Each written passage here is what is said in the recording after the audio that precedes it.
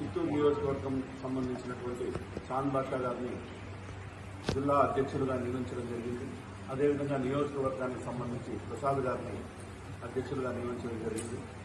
వాళ్ళిద్దరికీ కూడా శుభాకాంక్షలు తెలియజేస్తున్నాను. అదేవిధంగా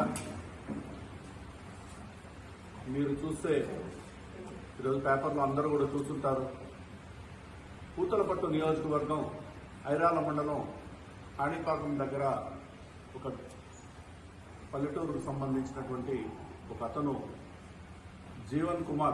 జ్యోతి కుమార్ అనే వ్యక్తి విద్యావేత్త, పోస్ట్ గ్రాడ్యుయేట్ చదివిన వ్యక్తి, ఒక ప్రైవేట్ కళాశాలలో లెక్చరర్గా కూడా పనిచేస్తున్నాడు.